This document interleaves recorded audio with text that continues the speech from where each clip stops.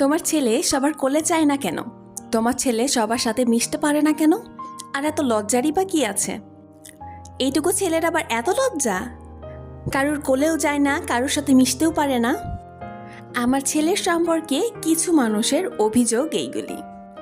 তো এই সব ছোট ছোট বিষয়গুলি কিছু টক্সিক মানুষ রয়েছে যারা কিনা একদম আকাশ সমতুল্যই এই সমস্যাগুলি মনে করে।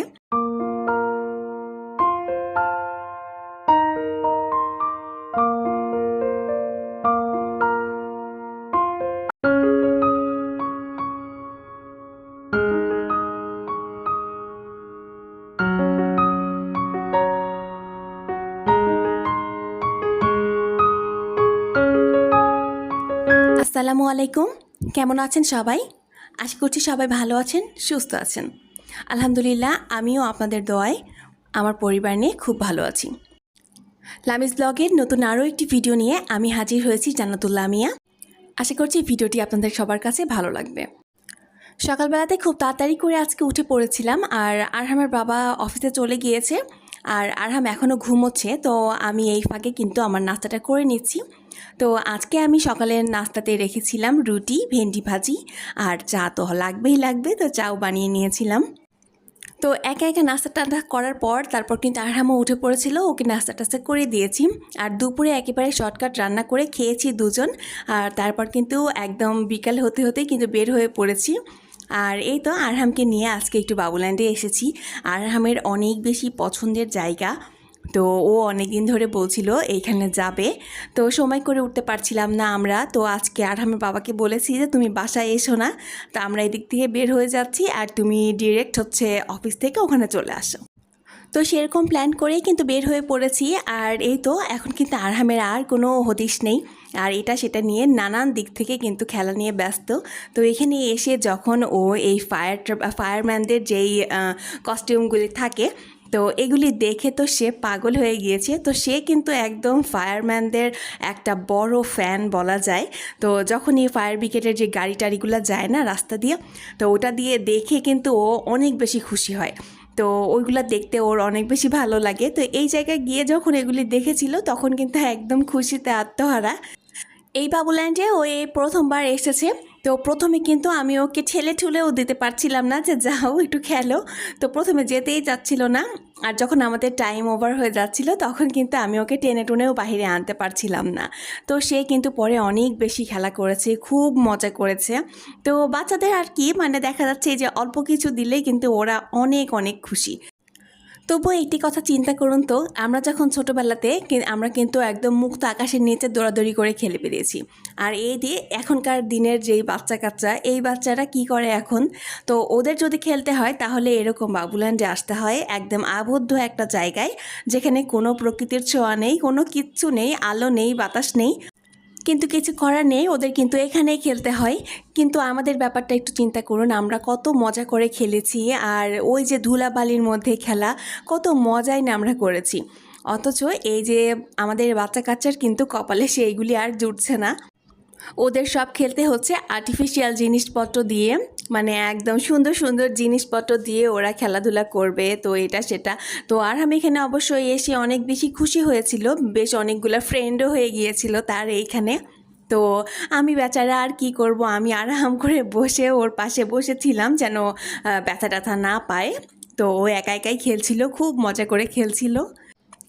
আমার ছেলে আরহাম কিন্তু অনেক বেশি শাই, ও সবার সামনে এরকমভাবে কিন্তু মিশতে পারে না খুব সহজে। আবার দেখা যাচ্ছে যে সবার সাথে যে একটু বন্ধুত্ব হয়ে যাবে তাড়াতাড়ি, হুটহাট করে যে খেলাধুলা, এরকম কিন্তু ও একদমই করে না। ও কিন্তু মানুষকে ট্রাস্ট করতে একটু সময় নেয়। তো এটা কিন্তু আমার কথা না, এটা ডক্টরের কথা। যে দেখা যাচ্ছে হুট করে একজন এসে ওকে কোলে নিতে চাইলো বা ওর সাথে মিশতে চাইলো, ও কিন্তু হুটহাট একদম তার সঙ্গে মিশবে না, খেলাও করবে না। ও সেই মানুষগুলিকে আগে ভালোভাবে অবজার্ভ করে যে ওর জন্য সব কিছু ঠিক আছে কি না। তো এইগুলি আসলে ডক্টরের মুখের কথা, এগুলি আমরা যে বানিয়ে টানিয়ে বলছি সেগুলি আসলে না। অনেক সময় আমার এরকম সিচুয়েশনে থাকতে হয়েছে যে কেন ছেলে সবার কাছে যায় না, কেন সবার সঙ্গে মেশে না। তো এই ব্যাপারগুলি আমার এখনও অবশ্য হয়, তবে আমি এক কান দিয়ে শুনে এক কান দিয়ে বের করে দিই, কারণ আমার ছেলে ভালো থাকলেই হলো। এমন অনেক মানুষ রয়েছে যারা কিন্তু এসে আমার ছেলের উপরে আঙ্গুল তুলবে যে কেন তোমার ছেলে কেন সবার কাছে যায় না, সবার সঙ্গে কেন খেলে না, সব বাচ্চারা তো এরকমই। তবে তারা হয়তো বা জানে না বা বোঝে না যে সব বাচ্চা কিন্তু একই রকম হয় না। এক একজনের এক এক রকমের ভাবে বুঝতে সময় লাগে। দেখা যাচ্ছে যে একজন খুব বেশি মিশুক হয়, আবার একজন কিন্তু একটু সময় নেয় যে সবার সঙ্গে মিশবে, খেলবে। যেমন আমার আরহাম হয় কি যে হুট করে আমার বাসাতে কেউ একজন আসলো বা আমি কোথাও একটা গেলাম, হুট করে কিন্তু ও সবার সঙ্গে মিশতে পারে না। ও একটু সময় নেয় এবং সময় নিয়ে তারপর কিন্তু ধীরে স্থিরে তারপর কিন্তু ও সবার সঙ্গে খেলাধুলা করে, সবার সঙ্গে মেশে। তো এটা নিয়ে কিন্তু কিছু মানুষের অনেক বেশি সমস্যা, কেন আমার ছেলে এত মিশুক না, কেন সবার সাথে ইজিলি চলে যেতে পারে না, কেন ইজিলি খেলতে পারে না, এত লজ্জা কেন। তো নানান রকমের আসলে কথা রয়েছে। তবে আমি চেষ্টা করি এসব কোনো কথাতেই কান না দেওয়ার জন্য।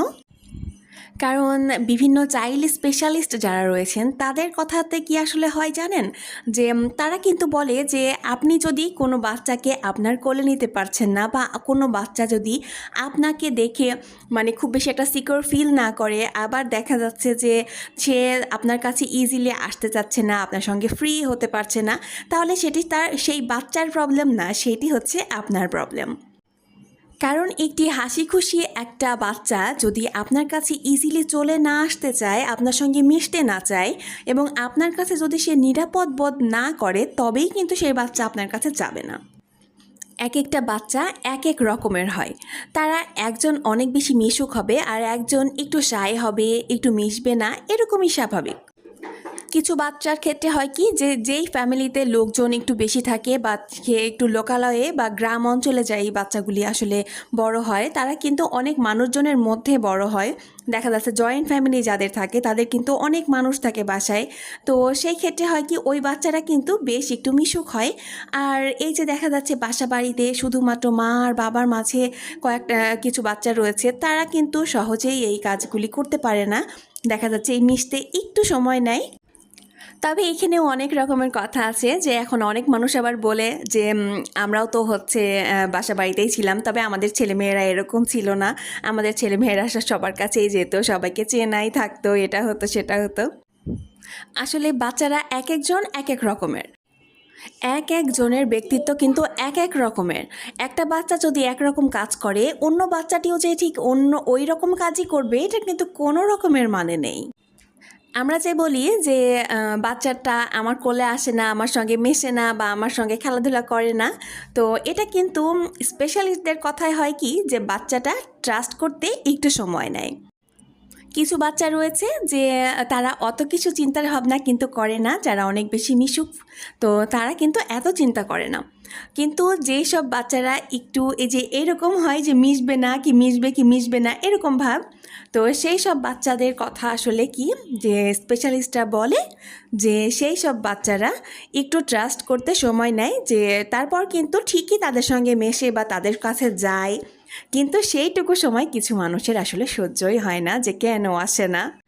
তো একটা বাচ্চাকে যদি আপনি কমফোর্টেবল ফিলই না করাতে পারেন, তাহলে সেই বাচ্চাটি আসলে আপনার কাছে কেন যাবে?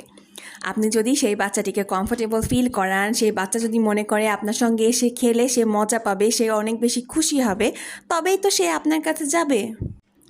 কিন্তু ওই যে বললাম যে কিছু মানুষ থাকে তাদের একেবারেই সহ্যই হয় না এইটুকু সময়।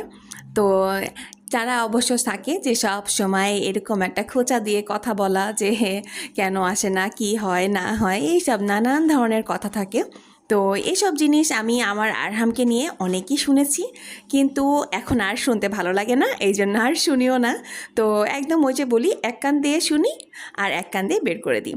তো আমার ছেলে সব সময় সব কিছুতে ভালো থাকুক, এইটাই আমি চাই। আমার ছেলে একদম সব কিছুতে এক্সপার্ট বলা যায়, কিন্তু সে সবার সাথে মিশতে একটু টাইম নেয়। তো সে অনেক বেশি শায়। আসলে এই দিকটা ও ওর বাবার দিক পেয়েছে, ওর বাবা অনেক বেশি শায়, তো এই কারণে ও কিন্তু ওর বাবার মতো হয়েছে। তবে মাশাল্লাহ, যখন একটা মানুষের সঙ্গে একটু ফ্রি হয়ে যায় তখন কিন্তু তাকে এক কথায় পাগল করে দেয়। তো যাই হোক, আজকে কিন্তু অনেক রকমের বকবক করে ফেলেছি, অনেক কথা বলেছি। এখন হয়তো বা অনেকজনের ভালো লাগবে বা অনেকজনের অনেক খারাপও লাগতে পারে। তো এটাই আসলে স্বাভাবিক, সবার যে ভালো লাগবে বা সবারই যে খারাপ লাগবে এমনটা না, এক একজনের ভালো লাগবে এক একজনের খারাপ লাগবে, এটাই স্বাভাবিক। তো যাই হোক, এই যে এবার একটু ভিডিওর মধ্যে আসি, এত এত কাজও করে যাচ্ছি, কিছু কিন্তু বলিনি। তো আমরা কিন্তু বাবুল্যান্ড থেকে আসার পর আমি একটু রান্নাবান্না করেছিলাম, কারণ দুপুরে একেবারে খাওয়া দাওয়া অল্প স্বল্প করে তারপর গিয়েছিলাম। তো এই যে অল্প কিছু রান্না করেছি, আর এখানে আমি একটু বাটা মাছ ফ্রাই করেছিলাম, ওইটা আরহামের বাবাকে এমনি এমনিই খেতে দিয়েছি। তো সে বাটা মাছ ফ্রাই অনেক বেশি পছন্দ করে। এতক্ষণ পর্যন্ত যারা সঙ্গে রয়েছেন আমার, তাদেরকে একটা রিকোয়েস্ট করে নিচ্ছি, প্লিজ যদি ভালো লাগে ভিডিওটি তাহলে প্লিজ একটি লাইক দিয়ে যাবেন। আর যদি খুব বেশি ভালো লেগে যায় তাহলে চাইলেই আমার চ্যানেলটি সাবস্ক্রাইব করে আমার সঙ্গে থাকতে পারেন। আর যদি আপনি সেটি অলরেডি করে নিয়েছেন তাহলে আপনাকে জানাই অসংখ্য ধন্যবাদ। তাড়াতাড়ি কাজ যে শয়তানের কাজ, এটা কিন্তু তারই প্রমাণ। আমি খুব তাড়াতাড়ি করে কিচেনটা ক্লিন করছিলাম, মানে রান্নাবান্না শেষ, কিচেনটা ক্লিন করে এখন যাব ঘুমোতে। আর সেই সময় দেখুন এইরকম একটা কাজ হলো, একদম পুরা তেল ভর্তি ছিল এই বোতলটা। তো একদম ঠাস করে পড়ে গেল, সে একদম চুরমার হয়ে ভেঙে গেল। তো অনেক মানে ওই বোতলটা পুরাটুকুই কিন্তু ভরা ছিল। আমি কিছুক্ষণ আগেই দেখিয়েছি যে তেলের বোতলে, 2টা তেলের বোতলেই কিন্তু আমি তেলটা ভরে নিয়েছিলাম। তো এতখানি তেল আমি আবার ফেলে দেবো, তো আমার মনটা খুবই খারাপ লাগছিল। এই জন্য আমি আবার একটু হাত দিয়ে এর মধ্যে একটু নিয়ে নিয়েছি বাটির মধ্যে। তো পুরাটুকুর মধ্যে কিন্তু একদম কাঁচ কিচকিচ করছিল ওই বাটির মধ্যে। আর হাত দিয়ে যখন বাটির মধ্যে আমি তেলগুলি নিয়ে আসছিলাম তখন কিন্তু কয়েকটা কাঁচ আমার হাতেও ফুটে গিয়েছিল। তো এখন কোনো রকমভাবে একটু জাস্ট ক্লিন করে জাস্ট ঘুমোতে যাব, এখন আর কোনো কিছুই ভালো লাগছিল না করতে। তো আজ ভিডিওটি এই পর্যন্তই রাখছি, দেখা হয়ে যাবে পরের ভিডিওতে ইনশাআল্লাহ। সবাই ভালো থাকবেন, সুস্থ থাকবেন, সকলকেই জানাচ্ছি খোদা হাফেজ, আসসালামু আলাইকুম।